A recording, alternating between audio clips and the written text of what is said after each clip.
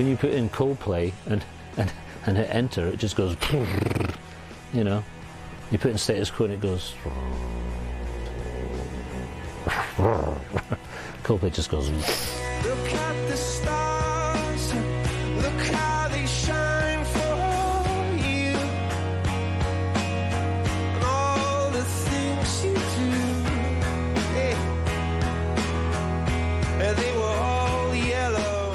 I was like, who is this band? I've got to find out, more about them, because I actually really like this. There's not much that comes on the radio that grabs me in the way that did. You could have the most wonderful band ever in the world, and if the public don't want to buy it, they won't buy it. You cannot force them to buy it. You can keep banging and banging away, and if they don't want it, they ain't going to have it. And that's the end of it. And if the general public want to have your stuff, whether you make Tupperwares, goods, anything, if they want to have it, they'll have it. And they want Coldplay, and Coldplay give them what they want. They're great songs.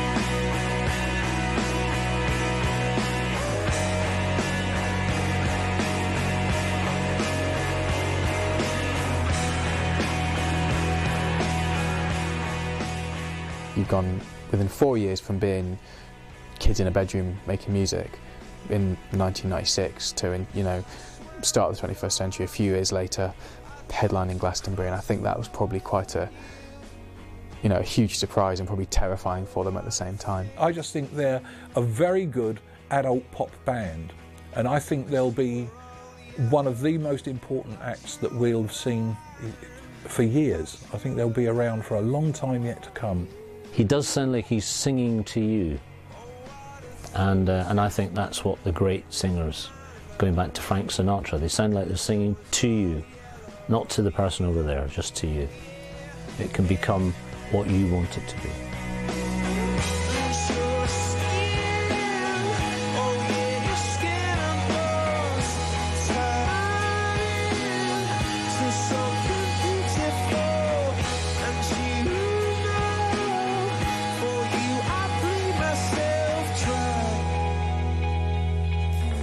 For you, I play myself.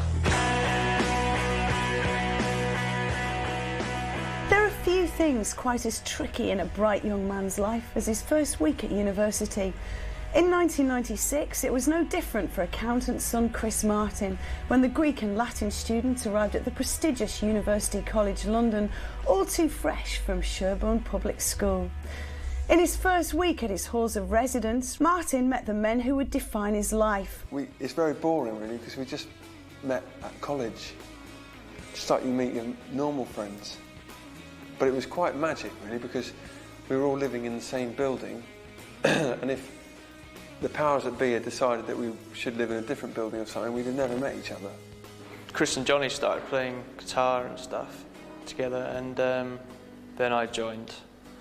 And we just played in our spare time with the intention of forming, fully getting a drummer and starting gigging and stuff. And it just kind of progressed nicely from there, really. It was very much a student band. They formed, like many bands do, just 4 guys getting together in a student union or a student bar, or in this case, hall of residence, and just saying, let's make some music together. The reason why, certainly why I went to London, and I think why all of us went to London, was to try and meet the people, the musicians of our dreams, So I certainly went there thinking, I really want to meet some people that we can be in a band and take over the world with. And that's why it was so great, because we did. At the start, all they were interested in doing was graduating from university. So all of this led to a situation where the lyrics were well thought out, the structures of the songs were well thought out. There wasn't a hell for leather, let's just dive in, steam into it, rock attitude about them. And for better for worse, that background shaped what was to become Coldplay. There's always been this notion that in order to make serious, credible, popular music, that you have to have somehow suffered in your upbringing. If you're a little bit well brought up, if you've got what we traditionally call manners, then naturally that invalidates any of your art. That's something that's sort of developed over the years, that, you know, you've got to be some tortured soul who grew up on the streets. The only reason they'll say that is because they want to put down anyone from a background that they don't particularly happen to like. There's a long history all over the world of groups coming from working class backgrounds. People will have had nothing and done quite well, but most of the big sort of groups who stayed together for any length of time have been from quite good, you know, what we call good backgrounds in this country. I'm not sure if it matters, but I think it does affect their music. You know, maybe they're more mild-mannered than other bands, but that doesn't mean that they can't communicate their message just as effectively. They just do it in a slightly more subtle, restrained way. So, it doesn't matter really. It's the music that counts. That's the most important thing. And they're certainly pretty good at that. I won't be bigger, stronger, drive a faster car. Take me anywhere in seconds. Take me anywhere I wanna go and drive around a faster car. I won't settle for nothing less. I won't settle for nothing less. Coldplay played at Manchester's In the City Festival, British music's clearinghouse for unsigned bands. They were promptly snapped up by independent label Fierce Panda and touted as the new Travis. Their first commercial release came through an independent label called Fierce Panda, and Fierce Panda have got a reputation for kind of putting out single EPs of kind of promising bands, so you know that is almost like the kind of the rubber stamp of being a good and interesting British band. I think Steve Lamacq at Radio 1 was very keen in the early days, and I think obviously NME. So I think they were the kind of the key people. I think the Fierce Panda release, I think the interest from the NME, and I think probably Steve Lamacq at Radio 1 were the three people who, you know, or the three groups of people who probably championed them in the early days.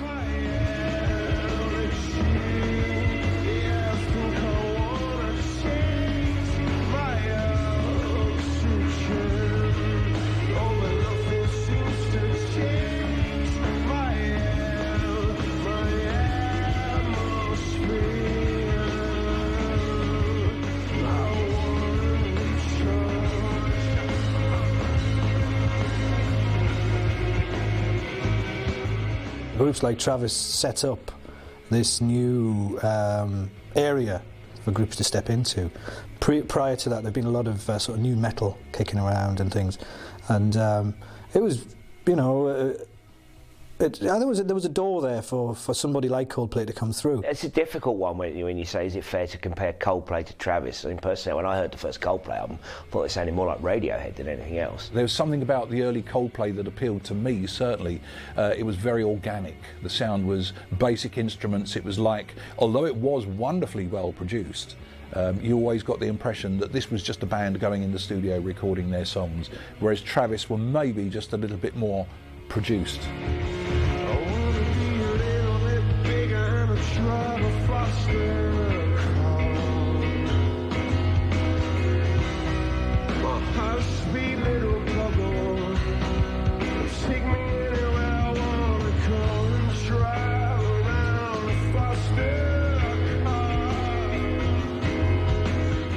It's just that sense of earnestness, rather than an actual sound. If you listen to those early Travis records, and you listen to any Coldplay record, they're very, very distinct, but they're roughly in the same ballpark. And so it was quite a lazy comparison for people to make. I just think all bands nowadays that come out trying to sing proper songs with proper tunes and with a bit of emotion in them, and sometimes with some high notes in, you just get lumped in there, and people forget to actually look at the fact that they're original songs, you know. Maybe some of our songs do sound like other people, but the fact is those other people didn't write those songs, you know. And when we sit down to write a song, we don't think, oh right, let's make this one like, you know, Nirvana. We sit down to try and make a new song. To be quite honest, the Beatles, during the Beatles era, any group that had 3 guitars and drums was accused of being a Beatles copy. You know, so does that mean that anyone that uses acoustic guitar and piano is going to be a Travis copy or a Coldplay copy? By the law of averages, there's going to be someone somewhere that's going to adopt exactly the same lineup, and they're going to be compared with one of these bands.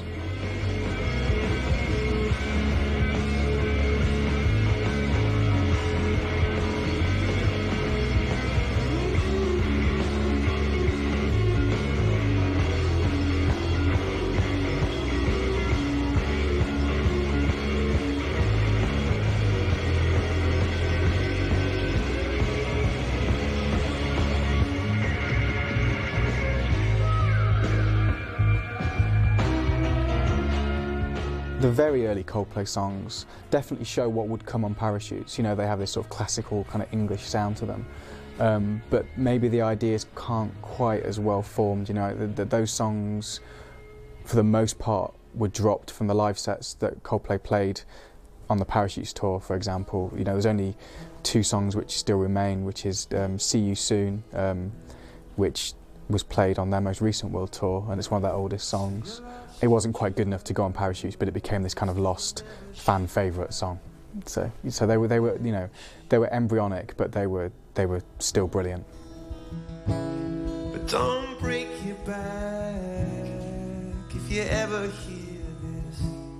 Well, don't answer that.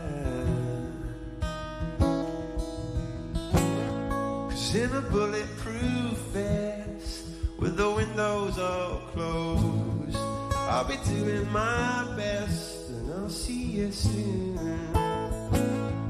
In a telescope lens, and when all he wants friends, I'll see you soon.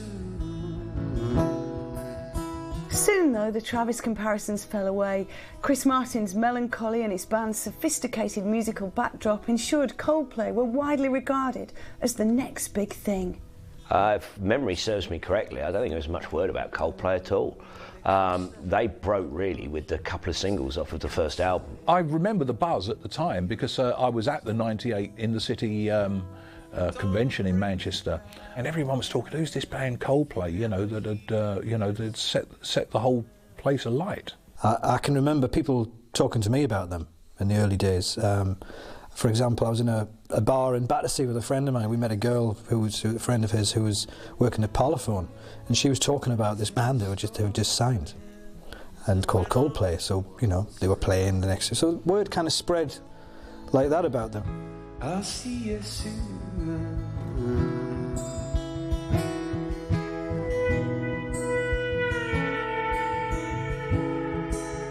And I honestly think that the girl who was at Polyphone, I can't remember her name, thank God, they didn't know what to do with them. It was like, oh, we've signed this group and we'll see. I remember once again reading another article about them saying that they were going to finish their degrees before they signed for a record contract, which in fact I believe they did. That's what I remember distinctly reading about them and being fascinated by that, thinking, blimey. And then I heard Yellow.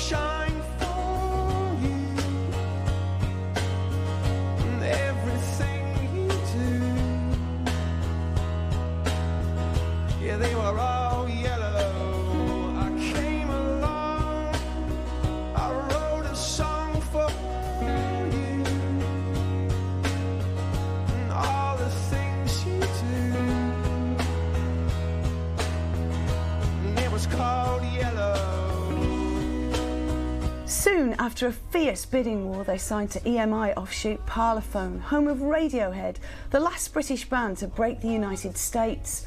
With the marketing might of a multinational behind them, the gorgeous, unashamed love song that was Yellow reached the top 5 in the summer of 2000. It was Coldplay's first great moment. Your skin, oh yeah, your skin and bones turn into something beautiful. And you know I love you so. You know I love you so. So I remember, I think Shiver was probably the first major label, or the first thing they really did with Parlophone, their current label, EMI Parlophone. I think what Shiver did was probably set up Yellow. Obviously Yellow is the huge worldwide hit single that really broke them, but I think, you know, Shiver was a, you know, a relatively good chart success, and it got them on the radio, and, you know, I think it was more a precursor of what would come with Yellow.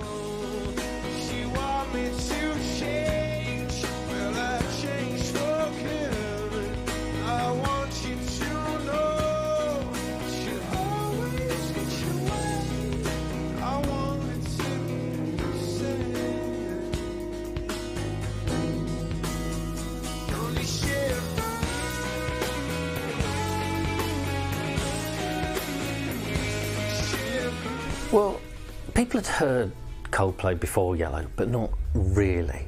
Yellow was the moment that Coldplay exploded. I swam across, I jumped across for you. Oh, what a thing to do. 'Cause you were all yellow. Yellow is the most important thing to Coldplay, I think. Just hugely important. Just everything seemed to work perfectly for them from that point of view. Broke them, really. I mean, that was the song that brought everybody's real attention to them. I can remember having XFM on, and it was on. Seemed like every 20 minutes it was on. It was like again. And you were all yellow.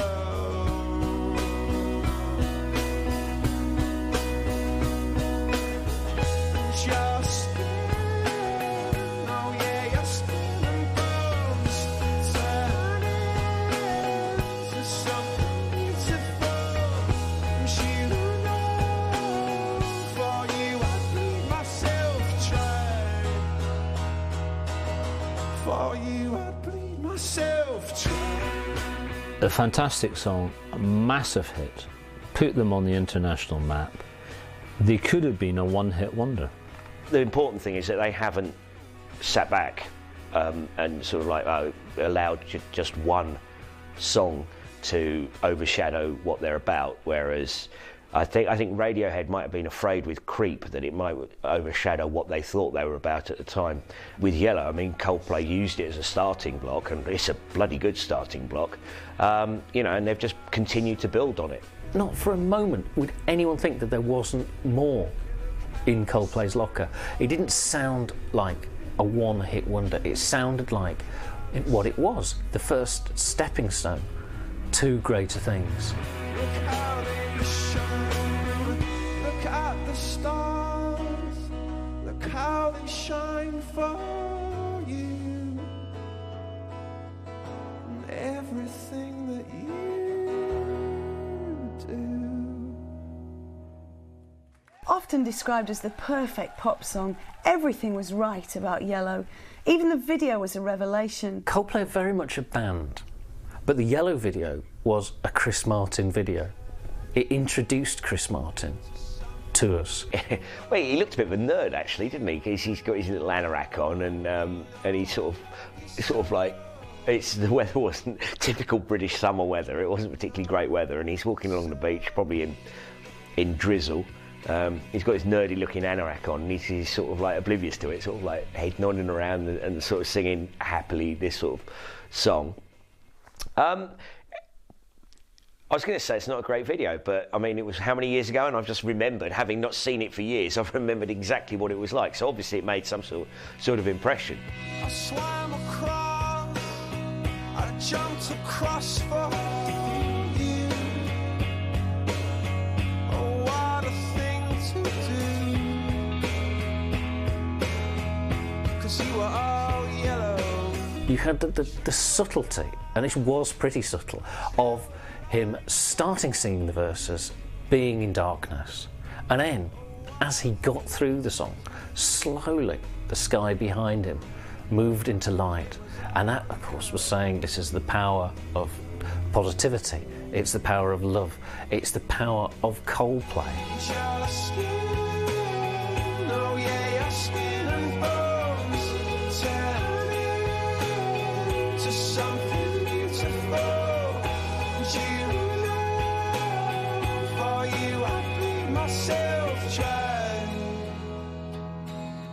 For you I bleed myself dry.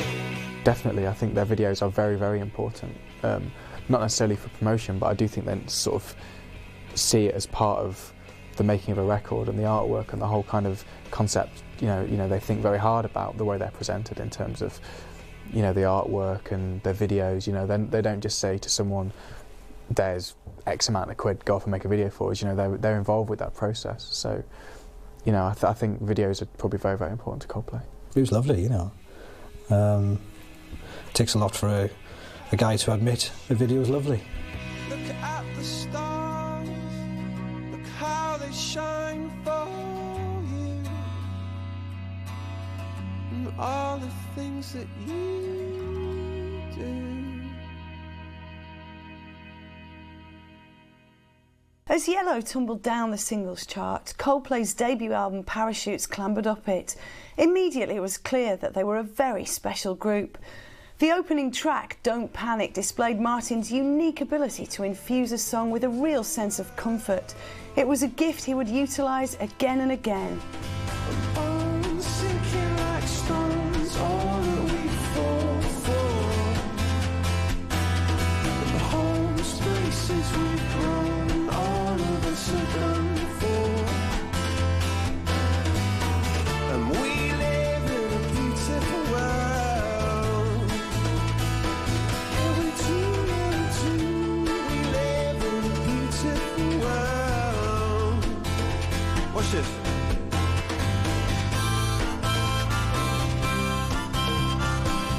I wouldn't say Chris Martin's one of the best songwriters we have around, because he certainly works within parameters within which he feels very comfortable. But so thus far, it's served Coldplay incredibly well. They are here at a moment when people needed a band like that. Therefore, I think he as a songwriter is quite important, although I'd like to stress that he always says that it's not just him, you know, that the three other guys are involved in writing the material as well.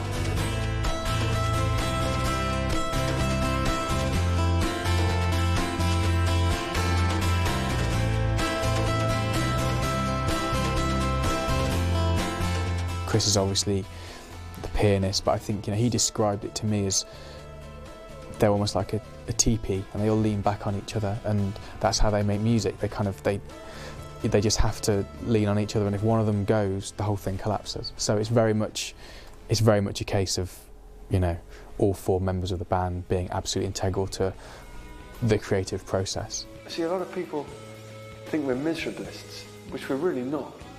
Because a lot of the emotions in a lot of our songs are when things seem to start off badly, then they get better. You know, sort of fairy tale type scenario, you know. Chris will start with an idea of just a basic acoustic guitar and some vocals maybe, and from that will be worked on with the electric guitar, and just to sort of flesh it out as a song. I write the lyrics. Write isn't really the right word, I just see what comes out. And Will often tell me what's crap and what isn't. We all listen to each other, that's why we're a band, you know. Bones sinking like stones, all that we fall for. Homes, places we've grown, all of us are done for. We're trying to achieve very emotional music, strong songs, because once you've got the songs, then you can have, you know, that's when you can start experimenting with sound and writing parts and arranging, and so they're kind of two separate things altogether, really. It's like when bacon and eggs and mushrooms and chips are put on the same plate, become something greater than those individual parts. It becomes a cohesive whole that's tasty. Our sound is tasty.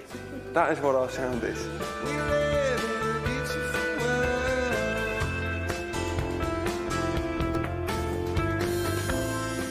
It's a very, very thin line between dispensing comfort and hope and appearing a bit wet.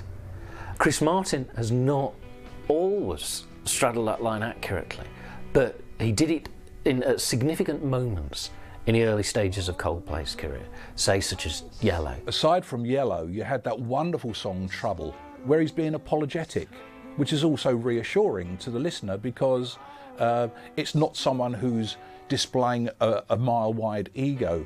I'm sorry if I caused you trouble. Okay, someone being a real man and standing up and apologising for something was a great song.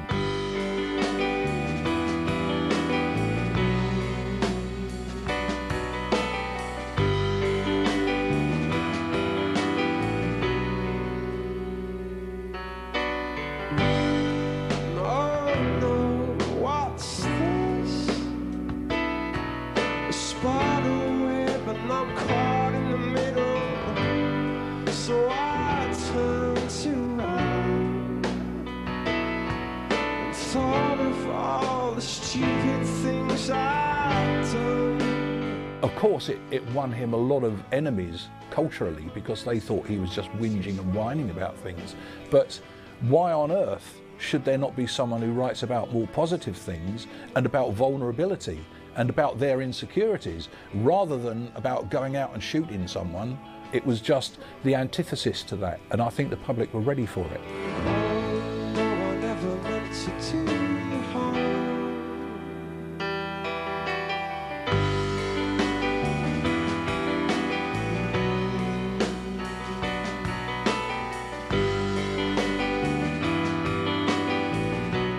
Martin often spent much of their early live shows apologising for his awkwardness, but he did so in a manner which endeared him to audiences.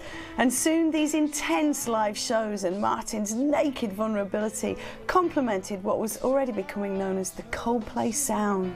I think the sound of Coldplay is English, intense, warm, passionate. Sometimes they sound like every other band I've ever heard, and sometimes they sound completely only like themselves. The only kind of pigeonhole I can put them into is that they're British, and I think there's a kind of there's a real bloodline of great British bands that I think that they follow. You know, they're up there with, they're just up there with those bands that made history, I think. Singing I never meant to cause you trouble.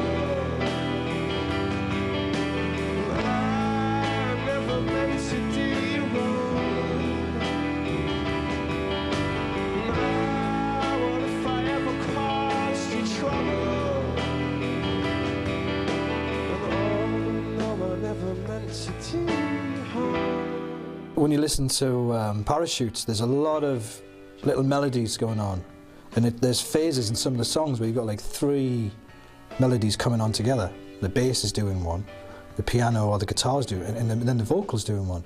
And that's very, very clever. It's not as like, oh, just bang out a song, doesn't matter what it is, you know, a few chords, don't worry about it, they'll love it. They've really thought about it. Chris Martin is a very idiosyncratic vocalist, and his voice naturally just sounds slightly melancholy. That's not to say that the rest of the band forms around that, but the rest of the band certainly does absolutely everything that it can to complement his voice. They spun a web for me. They spun a web for me. They spun a web for me.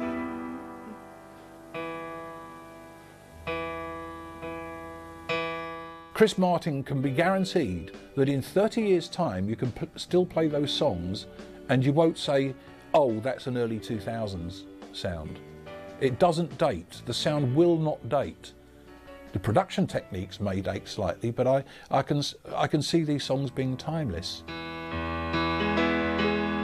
So if you ever feel neglected, and if you think that all is lost,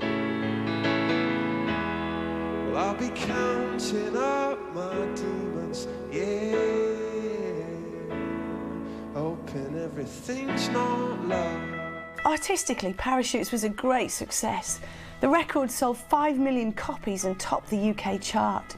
But if one song epitomised both the album and its creators, it was the epic, almost hymnal, Everything's Not Lost. When you listen to Parachutes as a whole, as you get to the last song, it's a beautiful song. I mean, you can listen to that any day of the week. That sets up where they were going to go to next. When you thought that it was over, you could feel it all around. When everybody's out to get you, don't you let it drag you down. What Coldplay did on the first 2 albums is temper those massive anthems with slightly sort of subtler, more interesting music as well, and I think that's why they appeal to, you know, your kind of Virgin Radio listening guys who just want to listen to 3 minutes of Yellow, but at the same time there's other people that are kind of interested in, you know, sort of the slightly more obscure side of the music industry that, you know, that will find good and interesting songs on those records too. So I think there's probably anthems on all 3 of their albums.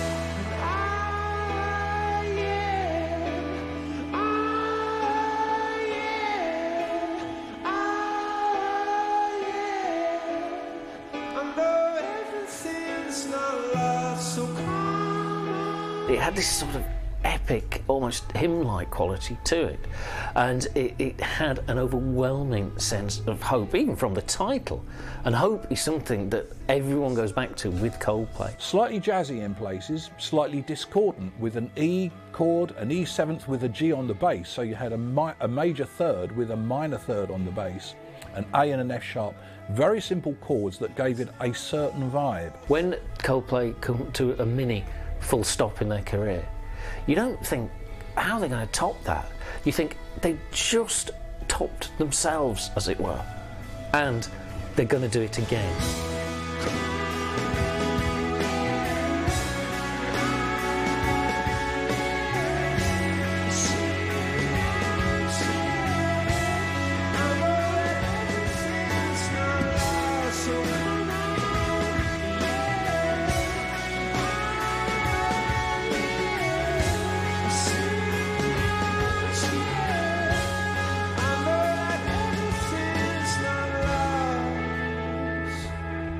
Not everyone fell for Coldplay. Some dismissed them as bland, something Martin constantly fretted over. The very nature of what Coldplay are and their sound has turned out to be sort of a double-edged sword, because they rely on sort of high production values. They rely heavily on Chris Martin's voice and everything that accompanies it to create a sound that's sort of haunting and sweet at the same time. But the way that they do that is very, very formulaic, and it needs to be formulaic in order to establish that pattern that people can identify so greatly with. But obviously the problem with that is if you don't hit the nail on the head every time, people are just going to say, right, you know, this is like a 3-chord band who are just trotting out the same thing over and over again. Is their flaw a naivety, a simplicity? Is this a modern thinking? I mean, in the days of the Beatles, it was not considered puerile to write, "She loves you, I want to hold your hand," okay? And yet people have got a little bit too intellectual in their thinking about how lyrics should be these days. People tend to think, oh, you've got to be controversial, you've got to write something that's going to provoke and irritate. There's every room for that, but there's every room for songs that are safe. There's songs that actually make you feel good and don't piss you off. People are going to love him, people aren't going to like him. everybody says, you know, you'd be sitting in the pub and something, oh, I can't stand this, oh, no, this again. But, you know, they're a great band, and I mean, Alan McGee made some cracking comments about them as well. Alan's the sort of guy he is, he's great, and he, you know, he's been responsible for some great music as well. He gave us Libertines, thanks. Now, I never meant to do you wrong, and that's what I came here to say. That if I was wrong, then I'm sorry. Don't let it stand in our way. 'Cause my head just aches when I think of the things that I should have done. Who were the last big British band before Coldplay? And it was Oasis. And Oasis and Coldplay couldn't be more different. You've got Oasis, who are beer, and they're out on the town, and it's cigarettes, and it's alcohol, and it's cocaine. And then you've got Chris Martin, who is, you know, teetotal, vegetarian, you know, completely different approach to making music.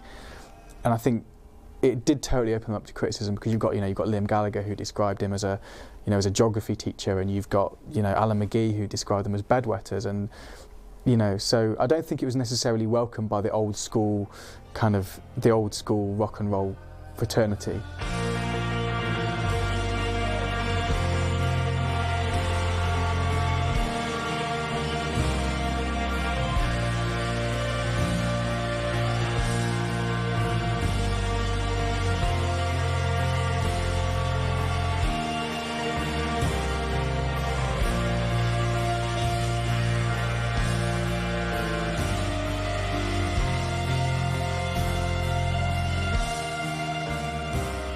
But look at Oasis. I mean, you know, 2 brilliant albums and a succession of dull, boring records, and they've turned into a parody of themselves.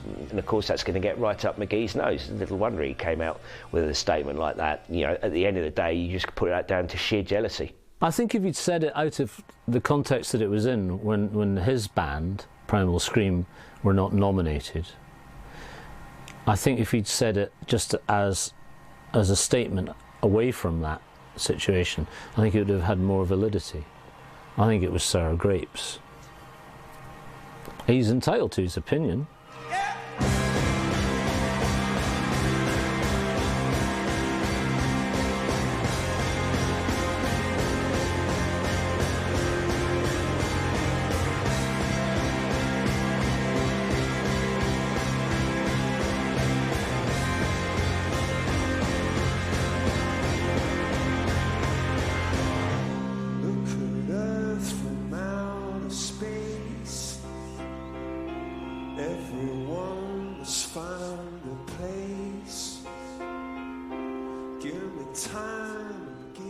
Coldplay were booked to fly to the United States on September the 12th, 2001.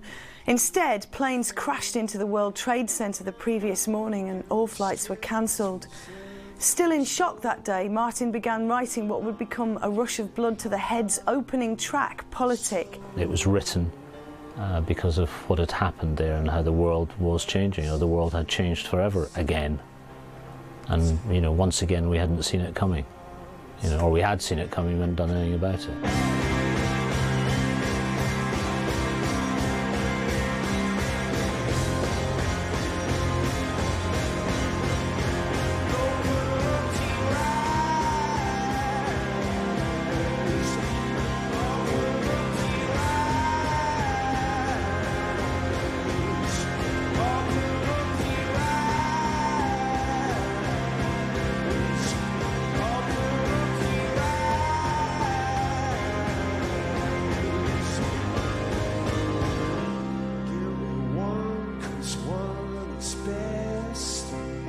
There was a lot of songs written at that time about September 11, and most of them were shite. But Politic kind of just doesn't mention it, but it has a good bit of a pop at the Western corporate, you know, the corporate world. When you listen to the lyric, there's always a little message there. Given that Coldplay aren't a band that traditionally have taken that many risks up till now, then yeah, you like to see them sort of do something slightly different, and that made people sit up and take notice. And it was a very clever move in the way that it kicked off the second album and made people think, oh, they're not just rehashing what they did on the first album. It heralded a new era of Chris Martin's songwriting. This brooding plodding eights feel, the C to the F minor sus4, a fantastically evocative sound, if you like, to the chords, which suited it absolutely, and it became an important part of the stage shows from then on. It was enough to make people realise that perhaps there's a little more to them than, you know, because the rest of the second album was going to be kind of like the first album, only a little bit better. So yeah, good move, a good move.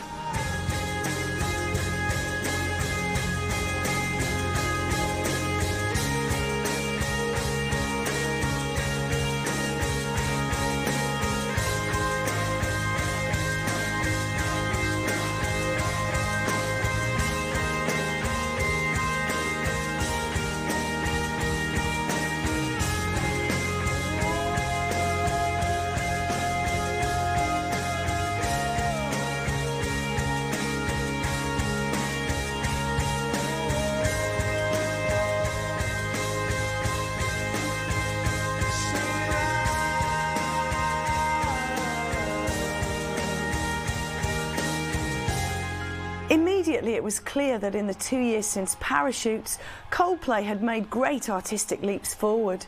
Better still, if Martin had doubted that his band were worthy of sitting at the top table alongside Tom York and Bono, few others did. Clearly, Coldplay were in it for the long haul. Rush of Blood was definitely slicker, but it doesn't sound so slick. The sheen on it hasn't taken away the emotions from the record. So I think it's a move in the right direction. From a songwriting point of view, it was more ambitious than their first album. I think the sales of the first record and the Mercury nomination and, you know, winning the NME Awards and all that kind of stuff put them in a place where they could say to their record label, you've got to trust us to make the record that we want to make.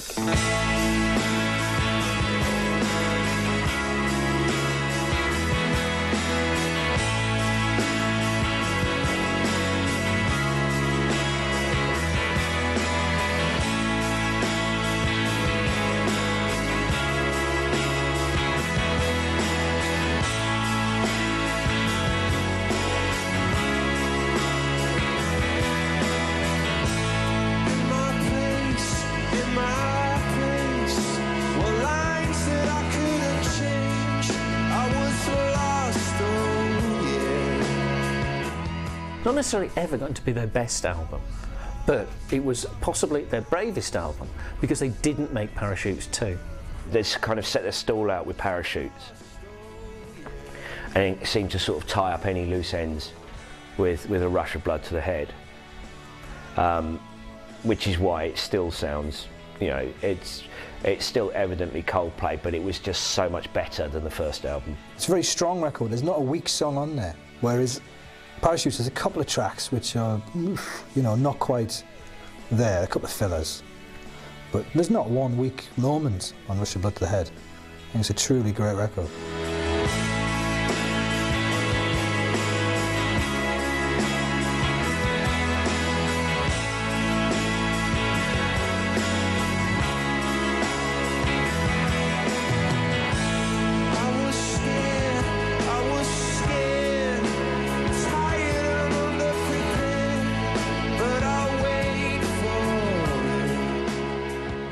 There's definitely an urgency to this record that maybe there wasn't on the first one. There's a kind of, I remember Chris saying that, you know, that there's the kind of the general theme behind this record is that, you know, everything has to be done today because there's no knowing what the future is going to be like. And I think the album's got a little bit more edge to it because of that. There's a more urgency and it's more edgy and it's just a bit darker, isn't it? It's just a bit darker in the way that it sounds.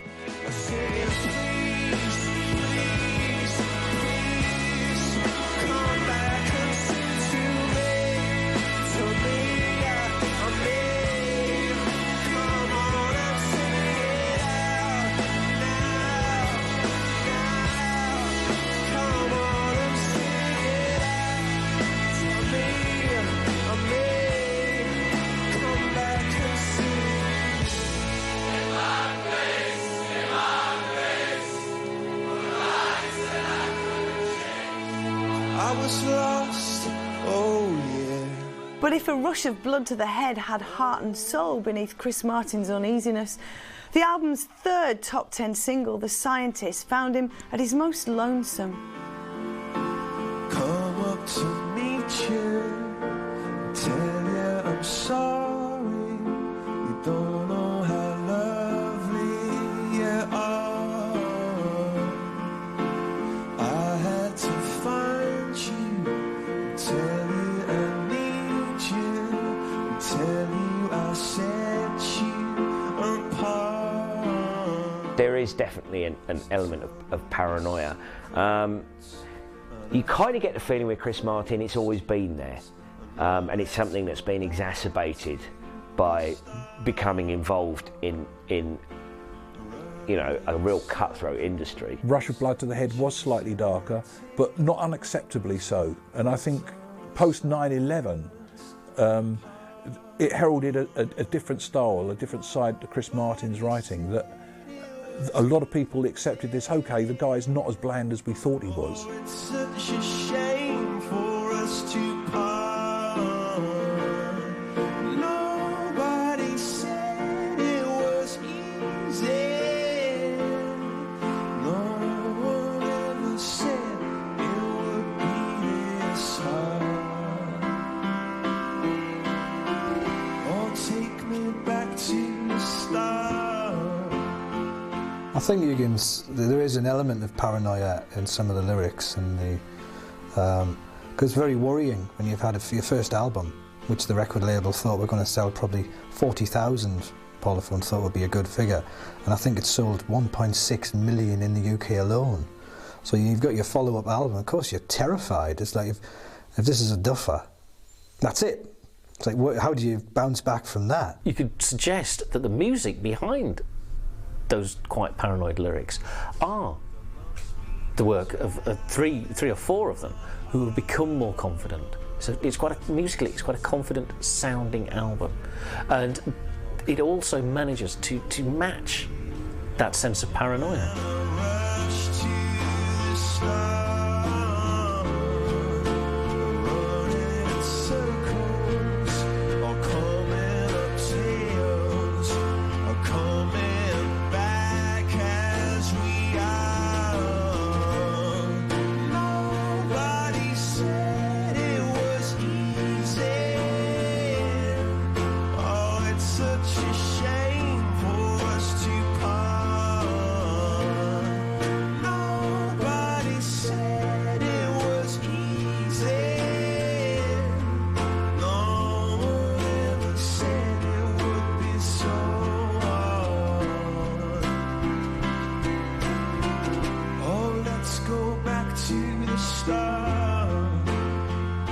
Almost overwhelmed by their success, Coldplay finished their tour and briefly went their separate ways, hoping to rustle up songwriting ideas.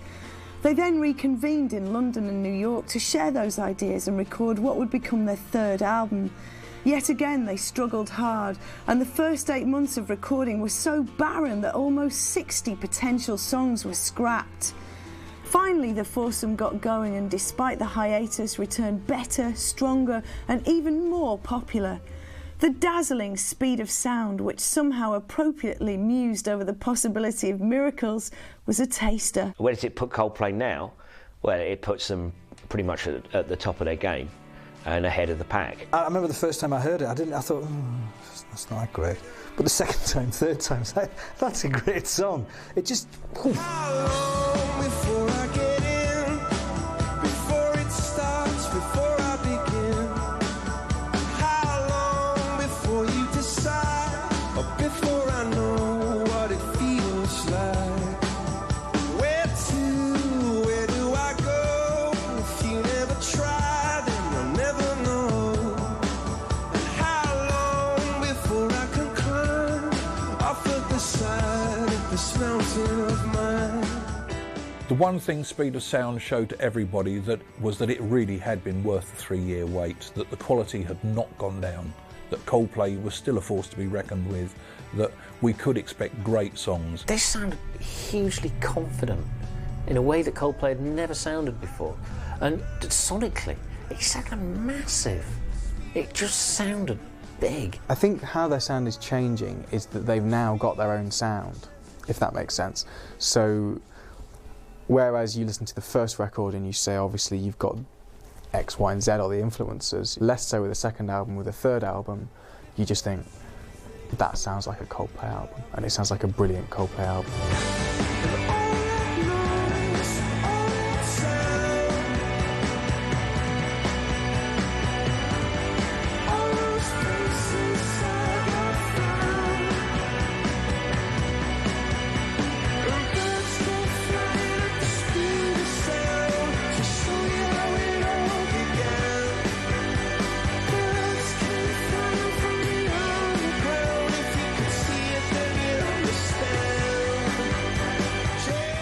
There was a presence of synthesizers that I'd not really heard before. And in fact, it sounded initially more like U2 than archetypal Coldplay, with a much more cavernous, open sound. Well, I think it was richer and darker in its sound. And I think there was a lot more confidence in it. Because I think once you've spent all that time getting the difficult third album right, and you're sure about it, you then have a great deal of confidence. There's stuff in there that you might recognise, but the overriding feeling is that they've absolutely hit their stride, and they are their own band, and they, you know, and that's, I guess, how they've changed. They're confident enough to make the music that they want to make.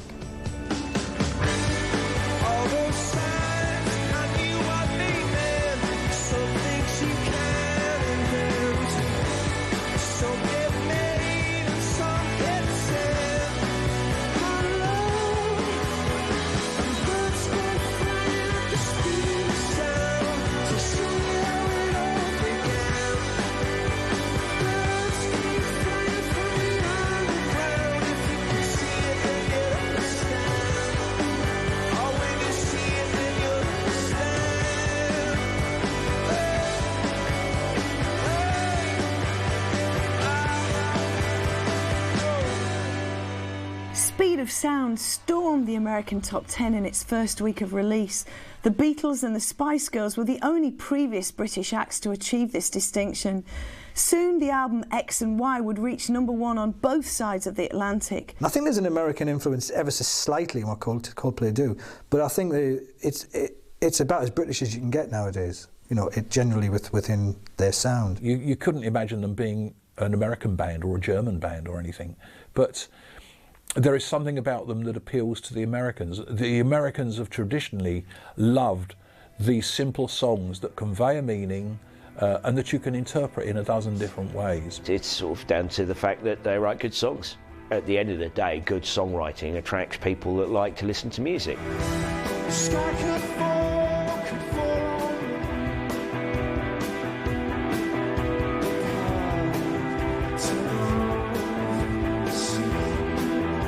To be honest, there isn't a proper answer to Coldplay's success, but you know that Chris Martin's absolute earnestness and his honesty touched people, and it touched Americans too. Coldplay are believable, and that believability literally crosses the ocean.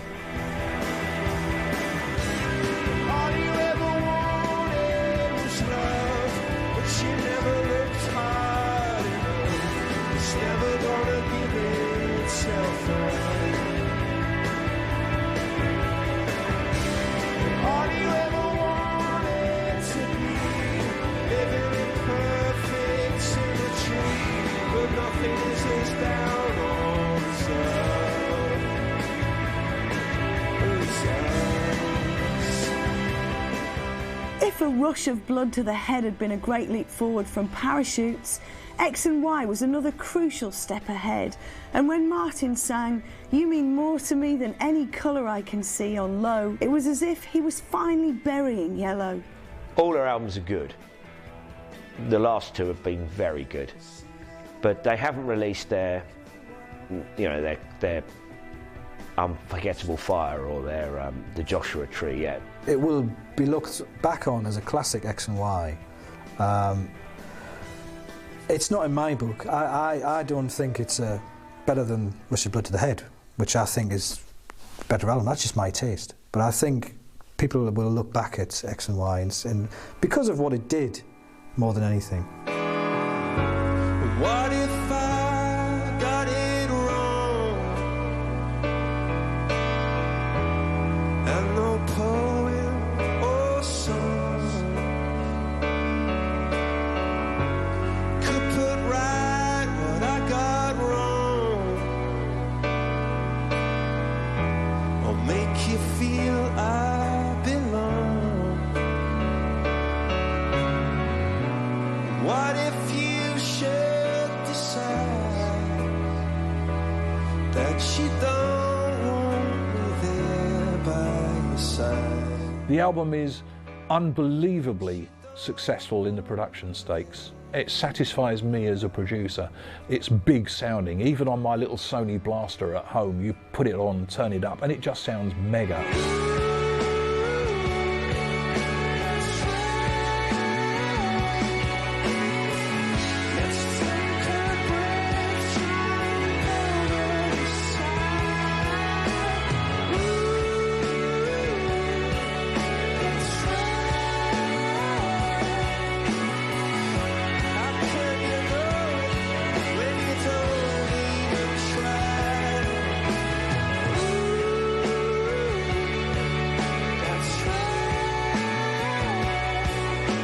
It succeeded artistically, it succeeded commercially.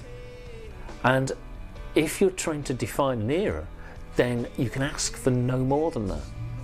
But certainly X and Y is, if not the greatest, one of the greatest pop albums that has appeared in the 2000s so far. When the tears come streaming down your face, or you lose something you can't replace, when you love someone but it goes to waste, what could be worse?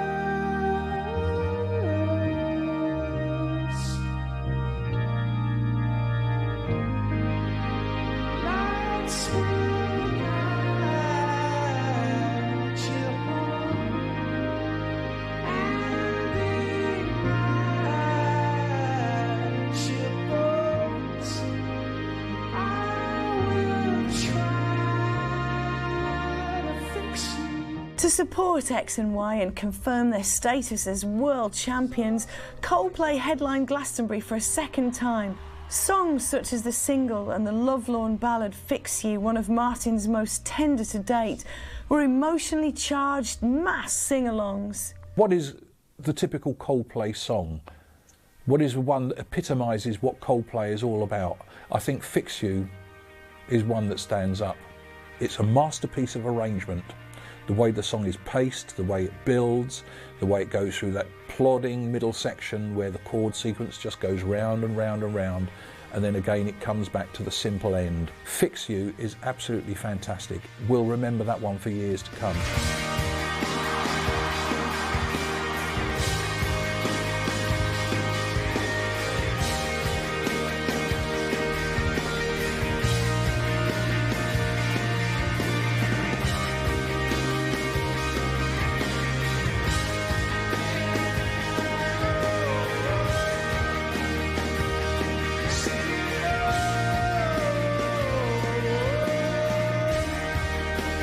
Tears stream down your face when you lose something you cannot replace. What they have to do, in a way that U2, probably the best career template for Coldplay have done, is to keep being the biggest band in the world and not to lose the hunger, not to get distracted by silly solo projects, not to get distracted by the trappings. I mean, they can keep making great records, then we can be back here in a decade's time going, there's never been another band who've been as popular as Coldplay for this long and have kept the intensity up. If they do that, then that is something absolutely phenomenal.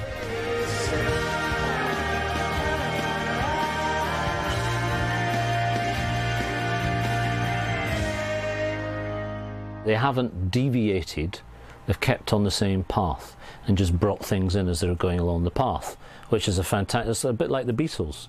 The Beatles didn't deviate that much from the original plan. The plot was there, you know, it was laid out, and they just brought in stuff. And I think Coldplay are doing a similar thing. They've got to step outside themselves to a certain extent. You know, they've got to do something different. They probably know it as well. They got away with it with X and Y because it is a better album than Russian Blood to the Head. But it's still too similar sonically, and they can't do that again. They're going to have to really stretch themselves or try a completely different approach.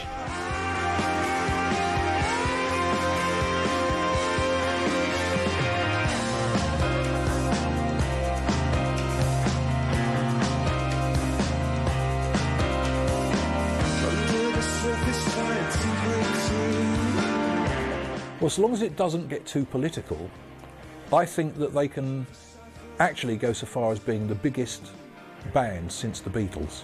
I really feel as strongly as that. They have the musicianship there, they have the songcraft there, and they certainly have a unity there. When you look at the band, you sense that the egos have not yet crept in. Who knows what will happen in the future, but you sense that if it does start to go awry, that they would knock it on the head before things started to get ugly. Let's just hope they keep their feet on the ground and bring out some more great records.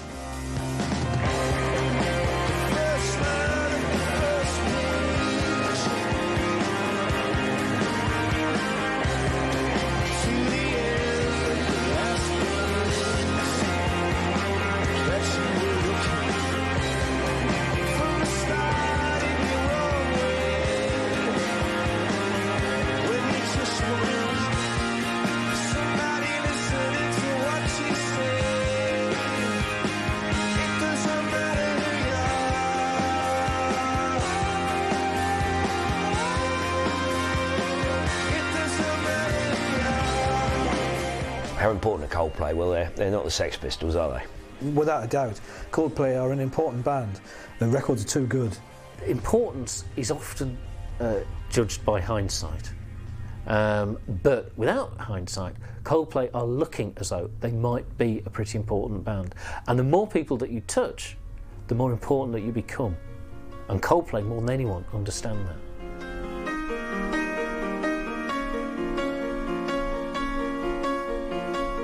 I think they're the biggest band in Britain at the minute.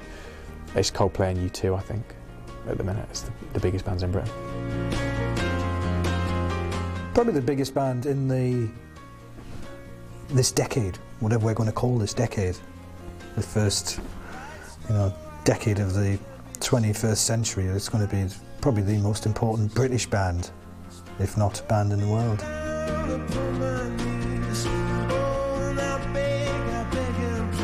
Coldplay are one of the best bands at using an infectious melody that does get right under your skin, and you know, even if you don't particularly like the band, you know, you'll hear one of their songs on the radio and you'll be humming it all day.